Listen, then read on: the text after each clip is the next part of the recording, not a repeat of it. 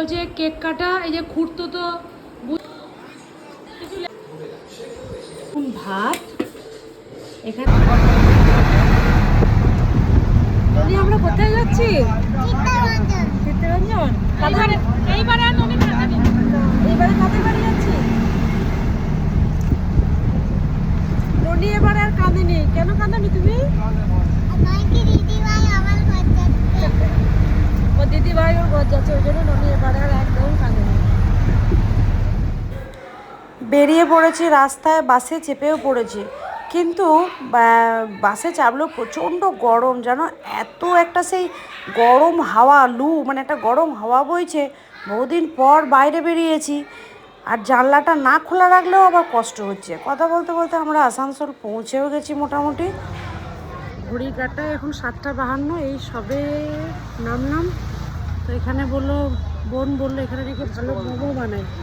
তো কিছুটা মোমো, মানে 2 প্লেট মতন মোমো, বন্ধ করে দেয় লাইটটা, 2 প্লেট মতো মোমো আমরা নিয়ে যাবো, নিয়ে গিয়ে বাড়িতে ফ্রেশ হয়ে খাবো। নেমে গেছি চিত্তরঞ্জনে। চই বললো এখানে দিদি খুব ভালো মোমো পাওয়া যায়, তো সেই মোমো নিয়েছিলাম। ওদের খিদে পেয়েছিলো, খেয়েছিলো, আমি একটা টেস্ট করেছিলাম। এলাম আর গরম গরম দিয়ে দিল। কি গরম গরম দিল! ওয়েদারটা এত গরম ছিল, প্রচণ্ড বৃষ্টি, কারেন্ট চলে গেছে। লোডশেডিংয়ে আমরা বসে আছি। এই একটা বোধহয় ওই কী বাল্ব এগুলো যে কারেন্ট চলে গেলো, জলের এরকম কিছু একটা বাল্ব বটে। এমার্জেন্সি, আমি জানি না, আমার বোনজি জানে। তা এখন ঘরে চলে এসেছি, ভাবলাম এসে তোমাদেরকে ঘরগুলো দেখাবো, কিন্তু সময় নাই। চা খাচ্ছি এখন বসে বসে, আর ওরা দুজন তাই বটে, ওরা দুজন খেলছে। এটা আমার ঘর চিত্তরঞ্জন। হ্যাঁ না, আমি যাচ্ছি, আমার ঘর চিত্তরঞ্জন। আমি এসে ভাত বসিয়ে দিয়েছি, আর তোমার চিকেন করব। তো সবজি সব কাটা হয়ে গেছে, মানে হাত মুখ ধুয়ে ফ্রেশ হয়ে আগে ওটা করে নিয়েছি, কারণ রাত হয়ে যাবে, রান্না করতে অসুবিধা হবে। তো আপাতত এখন চা খাচ্ছি বসে বসে। কারেন্টটা আসুক, ভাবলাম ধুরন্ধর দেখবো, এদের নেটফ্লিক্সে আছে, সবাই ধুরন্ধর দেখে নিয়েছে, একমাত্র আমিই বোধহয় দেখি নাই গো। তা বললাম যে এখানে এসে দেখবো, কোথায় পাবে, কারেন্টই নাই। দেখি যদি আসে, কৃপা করে যদি। এতটা কালো নয় কিন্তু আমি, ঝিলিমিলি হচ্ছে চারিদিকে, কারেন্ট নেই। আমার এখানে এসে ওয়েট বেড়ে গেছে 2 কিলো। মানে ও পা দিল আর ওয়েটটা বেড়ে গেল। আমার 52 কিলো হয়ে গেল, আর এই 15 কেজি। আমার মনে হচ্ছে 15 কেজিরও কম। এসেই করেছিলাম গরম গরম ভাত, আর এখানে আছে লাল লাল ধোঁয়া ওঠা চিকেনের ঝোল, অবশ্যই কিন্তু আলু দিয়ে, আলু ছাড়া কিন্তু হবে না কোনো রকম ঝোল। আর এখানে আছে আলু মাখা, তোমার পেঁয়াজ দিয়ে আর শুকনো লঙ্কা গোটা জিরে দিয়ে বেশ ভালো করে আলুটা মাখা হয়েছে। এই হচ্ছে রাতের ডিনার। ওরা অনেক কিছু খাবো বলেছিল, বিরিয়ানি, চিকেন চাপ, হাবি যাবি। আমি বললাম যে না, ওসবের কোনো দরকার নেই, কারণ এর মতো তৃপ্তির খাবার আর কিছু নেই। তাও আমি বলেছিলাম চিকেনও করতে হবে না, শুধুমাত্র করে দিতে, ডিম ভেজে নেবো গরম গরম। তো বললো না, চিকেন বানাবো। ঠিক আছে, তাহলে তাই হবে।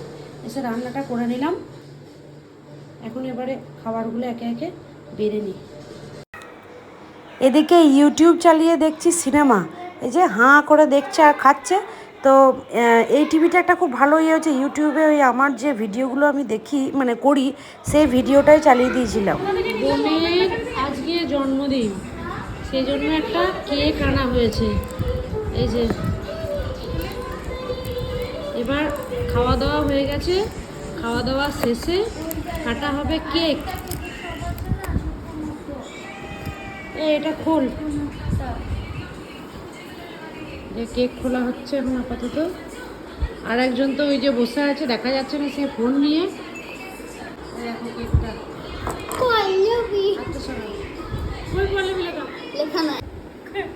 রাত্রি 11টা বাজছে, আমাদের খাওয়া দাওয়া কমপ্লিট।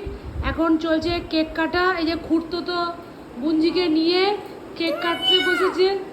কি তুমি না, খুঁড়তো তো বুঞ্জি খুব এক্সাইটেড। দেখো ছুরি কেমন করে ধরা আছে। খুঁড়তো তো কেন, সরে যাবে দিকে একটুকু। এই যে ওদের 3 জনা মিলে কেক কাটা চলছে, চলো কাটো। Happy birthday to you, happy birthday to you, happy birthday dear Chaitali, আমার বোন।